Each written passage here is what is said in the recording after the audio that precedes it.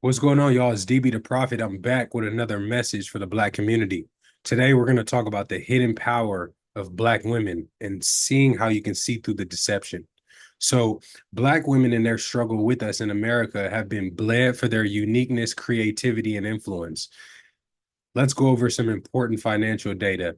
Black women in 2023 spent $9 billion on beauty products alone, and they account for over $1.2 trillion in spending power annually. So the war is on the Black woman's mind. If America can get Black women to reject their culture in exchange for wealth or power, her influence can be directed or controlled to serve the interest of other groups. Socially, we've known this since high school in the cafeteria. Socially, people idolize Black women for their fashion, their style, their dance, and they have influence over culture and trends.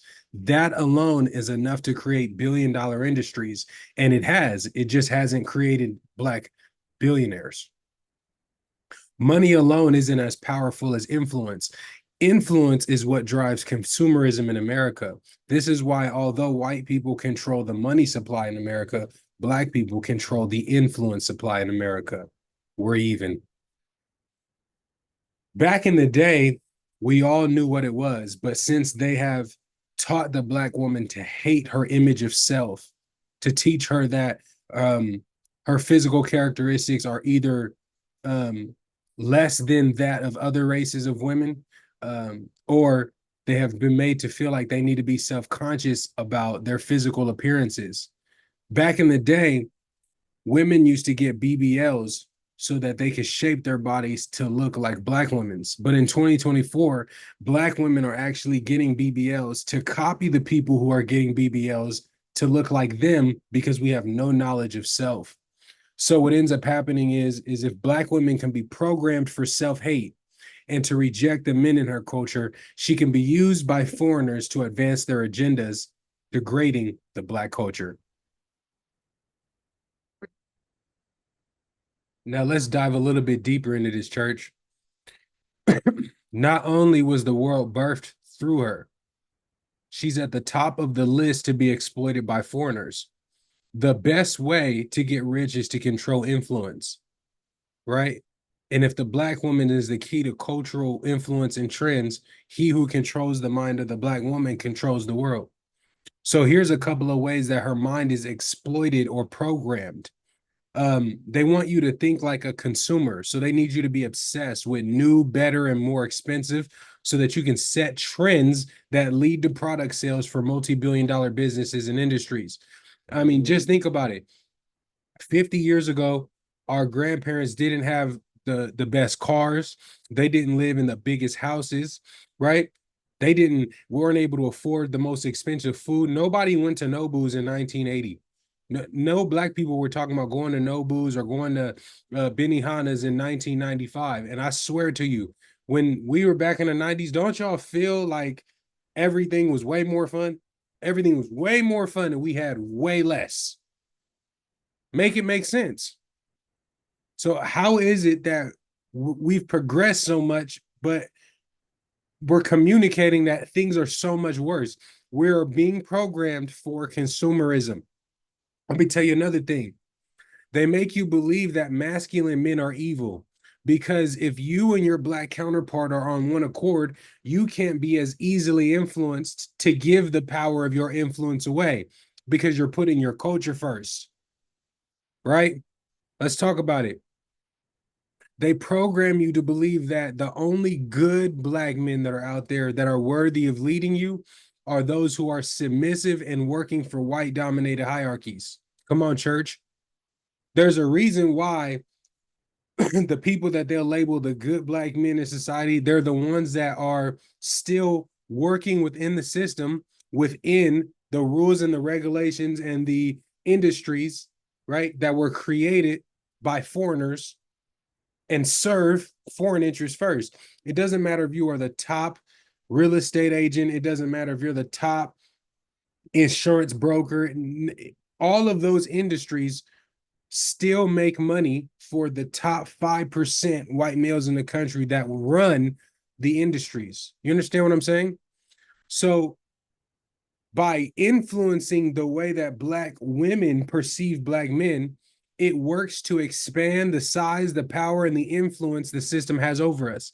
Because if Black women no longer have respect for Black men, and it's no longer between us, but now we need outsiders to influence the way that we feel about each other.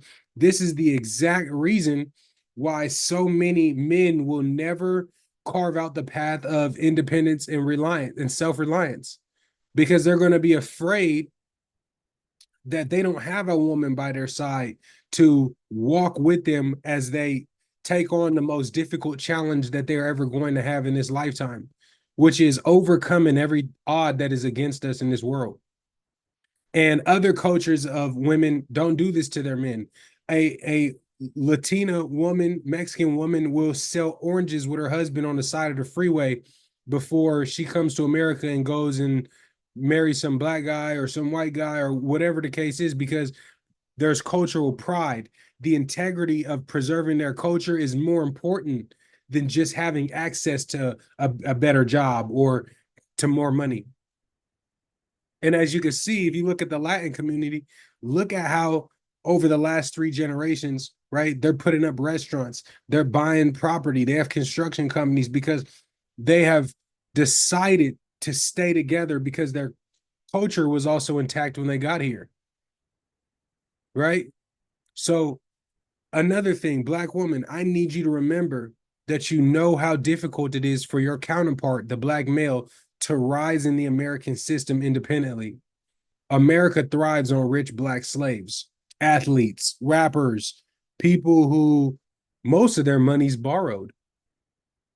But to really be independent and not owe banks and lenders a bunch of money, that's the only real version of freedom that exists.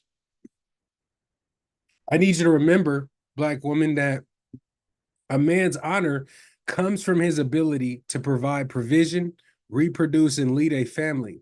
So a Black woman is the heart of a Black male's self-esteem. If we are not good enough for each other, we can never have any sense of cultural pride. If you want an example of how delusional Black society has become in adopting the cultural values of this country, you have women here today who, Black women today, that will say that they are too good to eat at the Cheesecake Factory, and their parents don't even eat at the Cheesecake Factory now. Fuck, way back then, they're not really even eating at those type of spots now. And we've adopted these ideas that what was good for our parents and everything that got us to the position we're in, that's not good enough for us, but we're doing worse. You hear me? So with that being said, Black woman, I hear you. I see you. I'm listening to you. And I'm on your side. You guys have been great. Smash the like button for me. Subscribe to my channel for me. Trying to get to 5,000 subscribers by January. If you could just do either of those two things, and make sure you leave a comment if this video made you feel any kind of way, or if you feel like it was some good information to share, please give me some engagement. Help me get those likes up and hit the subscribe button. I'm going to see you guys on the next video. All right. Take care.